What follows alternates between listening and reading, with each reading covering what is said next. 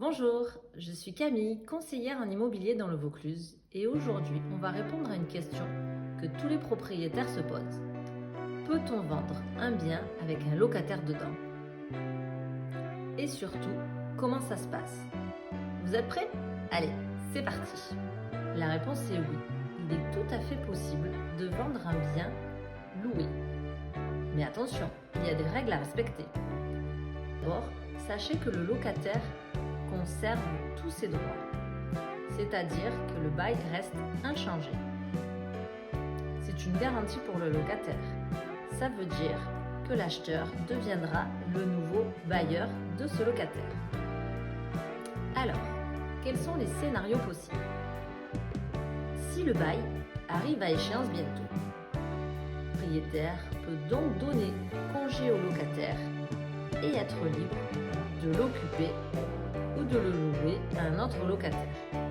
Mais attention, il doit respecter un délai de 6 mois pour une location nue et de 3 mois pour une location meublée pour envoyer un courrier recommandé au locataire pour lui donner congé.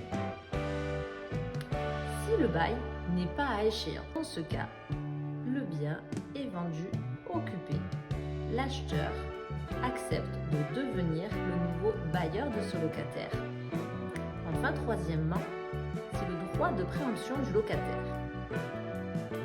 Si vous vendez un bien à échéance du bail, le locataire est prioritaire pour se positionner en tant qu'acheteur. On doit donc lui proposer, s'il veut acheter, au prix qui sera mis sur le marché. Voyons maintenant les avantages et les inconvénients de vendre un bien loué. Cela lui garantit un loyer immédiat. Il n'a pas besoin d'aller chercher un nouveau locataire.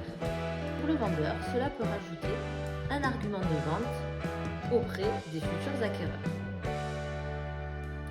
En inconvénient, parfois le prix est un peu plus bas lorsqu'il y a un locataire. Cela peut aussi limiter le nombre d'acquéreurs potentiels et viser plutôt des investisseurs. Alors, que faut-il faire pour que tout se passe bien? Voici quelques conseils. Surtout, soyez transparent avec le locataire. C'est très important. Préparez bien tous les documents liés à la location. Le bail, les quittances de loyer, etc. Et dernier conseil, bien sûr, faites appel à un professionnel. Cela vous permettra de rassurer vos acquéreurs, de vous rassurer vous-même et de sécuriser la vente.